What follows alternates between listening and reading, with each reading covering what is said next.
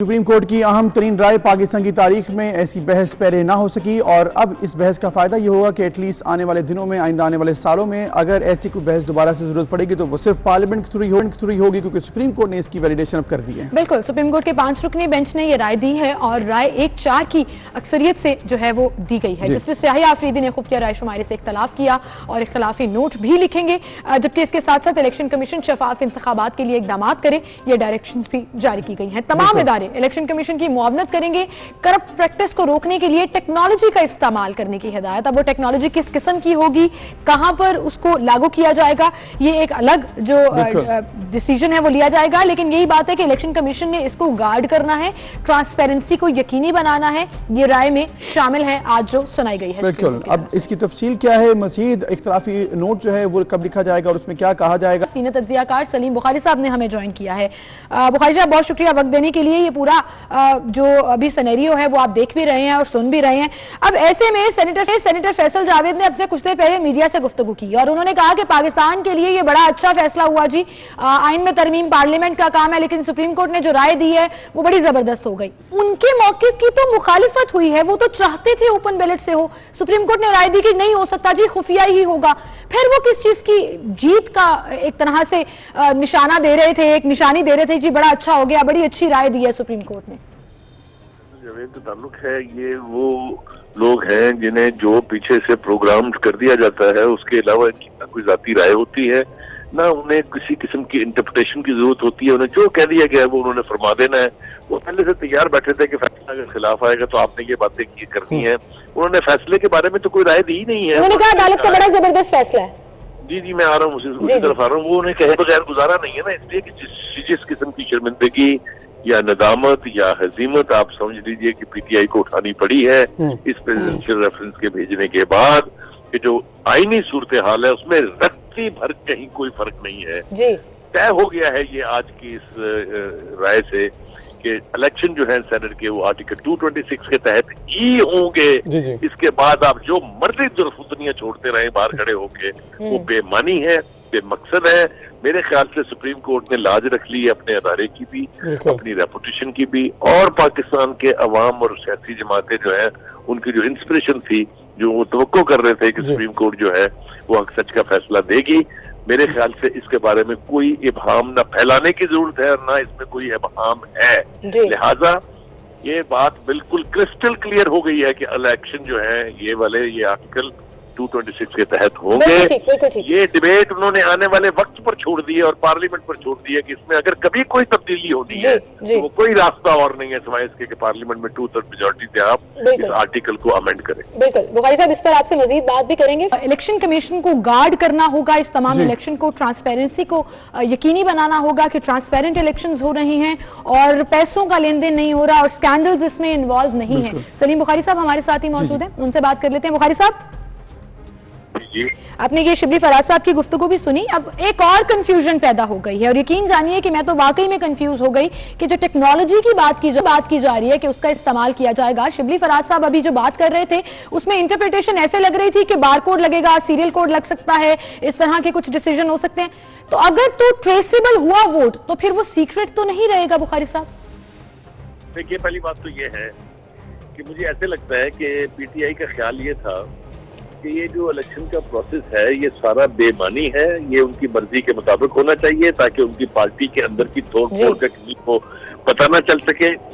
आप ये अंदाजा कीजिए कि इलेक्शन कमीशन की जो ये गुफ्तगू कर रहे हैं कि उसकी जिम्मेदारी है ये, क्या इसका मतलब ये है कि पहले जिम्मेदारी नहीं थी इलेक्शन कमीशन की? क्या गुफ्तगू कर रहे हैं, बेवकूफ बना रहे हैं सब लोगों को। इस तरीके से बेवकूफ नहीं बनाना चाहिए, उन्हें शर्मिंदा होना चाहिए। उनकी जो बात थी, जो कोशिश थी, वो रिजेक्ट कर दी है सुप्रीम कोर्ट ने। जिटाई से यहाँ बैठ के या 22 साल की उनकी स्ट्रगल के ऊपर लेक्चर दे रहे हैं और या वो कह रहे हैं कि ये बड़ा ग्रेट फैसला है ताकि लोगों में ये तासुर ना जाए कि उनको। लेकिन बुखारी साहब, साथ कोर्ट ने जो राय दी है उसमें ये भी कहा गया है कि ताहियात ये खुफिया नहीं हो सकता, ताहियात इसको खुफिया नहीं रखा जा सकता, बैलेट पेपर को। मतलब इधर से कुछ वाज़ेह होता है कि सुप्रीम कोर्ट की ये राय में यहाँ पर कुछ दिखाई दे रहा है कि ये ऑप्शन होनी चाहिए कि अगर जरूरत पड़े तो ये ओपन भी हो जाए, या फिर अगर कोई शुबा है तो वो क्लियर हो जाए। जरा तवज्जो से सुनने की कोशिश कीजिएगा। मैं ये कह रहा हूँ क्या आप ये समझते हैं कि कोई कोर्ट या कोई सेंसिबल आदमी ये कहेगा कि आप वहां बेईमानी होती भी देख लें और उसके ऊपर कोई एक्ट ना करे? ये तो कभी हुआ ही नहीं है। अगर उसके अंदर कोई वाज़ेह सबूत मिल जाएगा, जिस तरह पीटीआई के 20 MPS के नोट लेते हुए की वीडियो है, आप जिस गुफ्तगू के ऊपर सारी प्रेमिसेस है पीटीआई का, उसके गिल्टी और उसके मुजरिम वो खुद हैं, उनके MPS ने पैसे लिए थे, और कोई सबूत बताइए मुझे उसके बराबर। किसको बेवकूफ बना रहे हैं? पैसे लेने वाली भी पीटीआई थी, पैसे देने वाली भी पीटीआई थी, उसके चीफ जो स्पीकर था उसके घर पे सब कुछ हुआ। खुदा के लिए बात को समझिए आप। ये सिर्फ इसलिए तैयार थे ये दोनों लोग जो है, इमरान साहब और हमारे साथ सेंटर फैसल जावेद साहब थे, कि ये फैसला अगर आया तो हमारी स्ट्रेटजी ये होगी कि उस स्ट्रेटजी। ठीक है बुखारी साहब, आप हमारे साथ ही मौजूद रहिएगा, आपसे कंटिन्यू करेंगे बात। सेनेटर फैसल जावेद ने हमें ज्वाइन किया है। अस्सलाम वालेकुम सेनेटर साहब। वालेकुम अस्सलाम। फैसल जावेद साहब, आपसे कुछ देर पहले आप मीडिया से गुफ्तगू भी कर रहे थे और अदालत का ये जो डिसीजन आया है, इसमें ऐसा लग रहा है कि पाकिस्तान तहरीक इंसाफ ये समझ रही है कि उसके मौकिफ की तायद हुई। हालांकि अदालत ने तो कहा आर्टिकल 226 के तहत ही होंगे, सीक्रेट बैलेट के जरिए ही होंगे। पीटीआई का मौकिफ ये था कि ओपन बैलेट के जरिए होने चाहिए। पीटीआई का जो मौकफ था वो था कि शफाफियत हो। मौजूद अदालत से राय ली है, ये फैसला नहीं है, राय है। राय क्या ली थी कि हमें क्या इस शफाफियत लाने के लिए आर्टिकल 226 में तरमीम करनी है या फिर हमें इलेक्शन एक्ट के अंदर तरमीम करनी है, ये राय थी। और इस पर मौजूद अदालत की राय आ गई, आपको आईनी तरमीम करनी है, लेकिन सिक्रेसी जो है वो एब्सोल्युटली आइडेंटिफाइबल है। इसका मतलब है कि शफाफियत है, यानी कि तशखीस हो सकेगी, तो जो जिसको वोट देगा वो पता होगा। सही फैसल जावेद साहब, तो अगर वोट जिसको देगा वो पता होगा तो फिर सीक्रेट बैलेटिंग तो ना हुई ना। और साथ ये कहना कि उसी तरीकेकार के मुताबिक अभी ये पॉसिबल भी है क्योंकि टेक्नोलॉजी का इस्तेमाल का भी कहा गया है, तो ये आपको लग रहा है कि जो 3 मार्च को इलेक्शन होने जा रहे हैं उस पर ये इंप्लीमेंट हो पाएगा? आराम से हो जाएगा, कोई मसला ही नहीं है। इलेक्शन कमीशन कर सकता है। आप जो बैलेट है, बैलेट पेपर को आपने तब्दील करना है। कितने वोटर्स, मतलब ये कोई जनरल इलेक्शन थोड़े ही है कि करोड़ों की तादाद में वोटर्स होंगे। ये तो कुछ हजार वोटर्स हैं। सूबाई संख्या पंजाब के तो माइनस कर लें, वो तो इलेक्शन होगा ही नहीं उधर। बाकी हैं कुछ वोटर्स हैं और उनके बैलेट पेपर हैं, उन्हें बारकोड के साथ अगर वो करें तो सेनेटर साहब ये इंटरप्रिटेशन है या डिटेल्स हैं उसकी? क्योंकि सिर्फ टेक्नोलॉजी का वर्ड इस्तेमाल किया गया, अगर सीरियल नंबर और बारकोड लग जाता है तो ये तो बहुत वाज़ेह हो जाएगा कि किस मेंबर ने किसको वोट दिया, तो फिर वो सीक्रेट बैलेट तो नहीं रहेगा। सवाल वहीं पर खड़ा है। देखिए, एब्सोल्यूट सीक्रेसी तो नहीं, बैलेट की हद तक सीक्रेट है। जब आप कास्ट कर रहे हैं ना वोट, उस वक्त सीक्रेट है, वो आप किसी को दिखा नहीं सकते कास्ट करते हुए कि जी मैं फलां बंदे को वोट दे रहा हूँ या जी मैं हाथ उठा के बता रहा हूँ। ये है कि आप वोट जब कास्ट कर रहे हैं उस वक्त तक वो सीक्रेट है, उसके बाद वो ताक़यामत सीक्रेट नहीं रहेगा। मतलब सीधी सी बात की अदालत ने। ठीक है, ताक़यामत सीक्रेट नहीं रहेगा, उसके बाद वो ओपन हो सकता है। शुक्रिया सेनेटर फैसल जावेद, आप हमारे साथ मौजूद थे। इरफान कादिर साहब हमारे साथ मौजूद हैं, साबिक अटॉर्नी जनरल हैं, उनसे भी बात कर लेते हैं। इरफान कादिर साहब, बहुत शुक्रिया एक बार फिर से ज्वाइन इन करने के लिए। आपने ये तमाम बहस गुफ्तगू सुनी, 20 समातों में जो अदालती रेफरेंस चल रहा है वो भी आपने सुना। अब ये थोड़ा सा कंफ्यूजन मजीद पैदा हो गई है इस राय में कि बैलेट पेपर का खुफिया होना हतमी नहीं है, ताहयात खुफिया नहीं हो सकता है, लेकिन जब इंतखाबात होंगे वो आर्टिकल 226 के तहत होंगे। इसको आप किस तरह से देखते हैं? ये अभी सेनेटर अली जफर साहब ने भी इसी तरह इशारा किया कि कंफ्यूजन पैदा हो गई है। नहीं, अली जफर साहब ने ये कहा था थोड़ी देर पहले, मैंने एक और चैनल उनको देखा था कि कंफ्यूजन पैदा हो गई है। तो इसमें मैं समझता हूँ कि वो इन अ वे उनकी बात भी ठीक है अली जफर साहब की, कि ये सुप्रीम कोर्ट इस चीज़ में नहीं जा सकती कि ये बैलेट जो है उसकी सीक्रेसी जो है किस हद तक है किस हद तक नहीं है। वहाँ लिखा है इलेक्शंस जो है वो सीक्रेट बैलेट से होंगे, लिहाजा ये कहना कि जी ये जब बैलेट कास्ट होगा तो it will be secret, no, वहाँ पे आइन में ये नहीं लिखा हुआ कि सीक्रेसी जो है कास्टिंग ऑफ द बैलेट के वक्त है, हरगिज ये नहीं लिखा हुआ। एब्सोल्यूट है वो जो सीक्रेसी है, बिल्कुल एब्सोल्यूट है, उस पर कोई इफ्स एंड बट्स नहीं है, हमेशा के लिए है।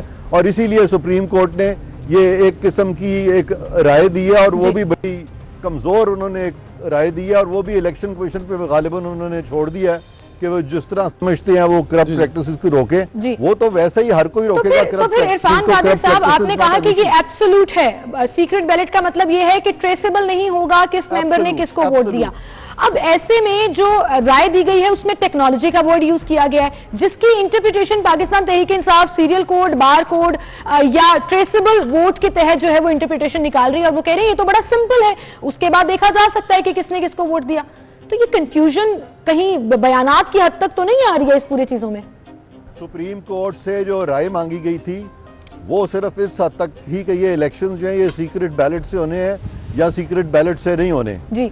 ये जो आगे जो उन्होंने इस तरह की बात की है जिसमें कुछ उन्होंने अपनी तरफ से कंडीशंस लगाने की कोशिश की है जी जी, ये तमाम जो इस तरह की ये राय भी इनफैक्ट मैं समझता हूँ कि ये बिल्कुल बेमानी राय है, ये इररिलेवेंट है, क्योंकि इलेक्शन कमीशन का काम है ये देखना कि प्रैक्टिस को रोकना तो किस तरह से रोकना है। सुप्रीम कोर्ट को इख्तियार ही नहीं है कि वो सर्वनाइज करे इलेक्शन कमीशन को। सुप्रीम कोर्ट सर्वनाइज नहीं कर सकता इलेक्शन कमीशन को। सुप्रीम कोर्ट इलेक्शन नहीं है, अगर इख्तियार नहीं है तो फिर राय मांगी क्यों गई? और फिर ये बताइएगा, अब जो इसमें राय में बताया गया है कि इस तरह करना चाहिए, खुफिया बैलेटिंग हमेशा नहीं हो सकती, तायात नहीं हो सकती है, फिर ये कहा गया टेक्नोलॉजी का इस्तेमाल किया जाए, कोई बाइंडिंग है या सिर्फ राय है? राय की अहमियत सिर्फ होती है कि जिसको दी गई है वो माने या ना माने? आप सही कह रहे हैं कि इस हद तक उनको इख्तियार है कि वो राय दें, इसमें तो कोई शक नहीं है कि वो राय देने का इख्तियार रखते हैं, लेकिन उस राय में हरगिज ये इख्तियार नहीं है कि जो उनसे पूछा गया है उससे बाहर निकल के सर्मनाइजेशन शुरू कर दें और इलेक्शन कमीशन को अपने ताबे लाने की कोशिश करें। इलेक्शन कमीशन सुप्रीम कोर्ट का ज़ेली अदारा नहीं है, इसलिए उसको सर्मनाइज इस तरह से नहीं किया जा सकता। वहां पे भी 5 लोग हैं जो कि इलेक्शन कमीशन के at the helm of affairs हैं, चीफ इलेक्शन कमिश्नर है और 4 मेंबरान हैं, वो सारे यूनानिमस हैं कि ये सीक्रेट बैलेट से होगा और लिहाजा उनकी डोमेन में किसी किस्म की सर्बनाइजेशन की सुप्रीम कोर्ट की तरफ से जरूरत नहीं है। इलेक्शन के मामलात में सुप्रीम कोर्ट जो है वो कोई सुपीरियर अथॉरिटी नहीं है इलेक्शन कमीशन के ऊपर। बिल्कुल ठीक है। इरफान कादिर साहब, बहुत शुक्रिया आपका, आप हमारे साथ मौजूद थे। सलीम बुखारी साहब हमारे साथ मौजूद हैं। सलीम बुखारी साहब, आपने ये सारी कॉन्वर्सेशन सुनी, सेनेटर फैसल जावेद का जवाब भी सुना, वो तो मुझे ऐसा लग रहा है कि मुझे मजीद कंफ्यूज कर गए हैं, क्योंकि डिसीजन को वो किसी और तरफ ले गए। उन्होंने कहा कि ट्रेसेबल वोट हो सकता है, ट्रैक किया जा सकता है वोट को, और सीक्रेट बैलेट का मतलब है कि सिर्फ उसी वक्त सीक्रेटली होगा, उसके बाद जो है वो हम ट्रैक करेंगे और शफाफियत इस तरह से यकीनी बनाई जाएगी। अदालत की राय में क्या आपको लगा कि ऐसा कुछ कहा गया है? बिल्कुल कोई सवाल नहीं पैदा होता इस किस्म का। इरफान कादिर साहब ठीक कह रहे थे कि राय मांगी गई थी सुप्रीम कोर्ट से कि ये शो ऑफ हैंड से होंगे या सीक्रेट बैलेट से होंगे। सुप्रीम कोर्ट की राय ये है कि ये आर्टिकल 226 के तहत होंगे, जिसका मतलब है कि सीक्रेट बैलेट से होंगे। अगर उस प्रोसेस में कोई तब्दीली करनी है, वो सिर्फ इलेक्शन कमीशन अमल करता है उस बात पर जो कॉन्स्टिट्यूशन में प्रोवाइडेड है। अगर उसमें कोई फंडामेंटल चेंज करनी है तो अमेंडमेंट लानी पड़ेगी। जी आपका भी इख्तियार ये नहीं है कि वो तो फिर कैसे ये फैसले को अपनी तरह से इंटरप्रिटेट कर रहे हैं? ये बिल्कुल अपनी तरफ से कर रहे हैं। आप देख लीजिएगा जब डिटेल जजमेंट आएगी वो मैं फिर वही कह रहा हूँ, रेफर क्या किया गया था?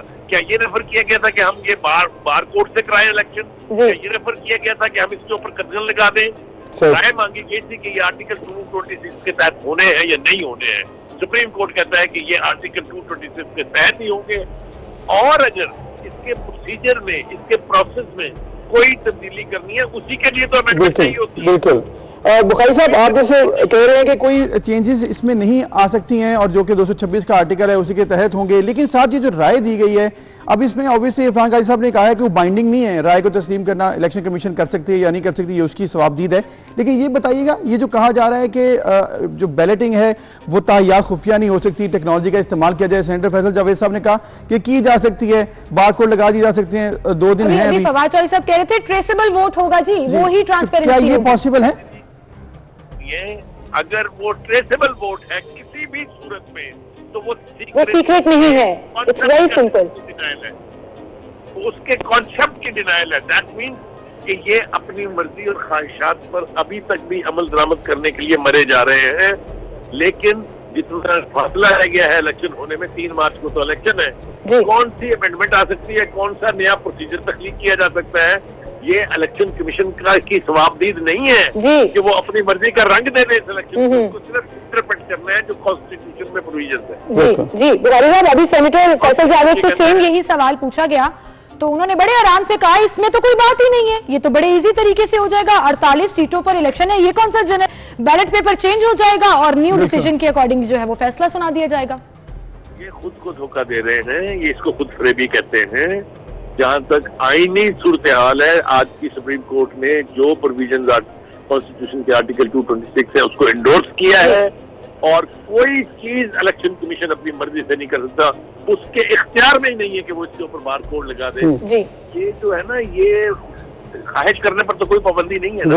आप देखिएगा जब आप लीगल एक्सपर्ट से बात कर रहे होंगे वो सब यही कहेंगे कि ये इलेक्शन जो है ये आर्टिकल 226 के मुताबिक होंगे, इसके ऊपर कोई बार कोड नहीं लग सकता।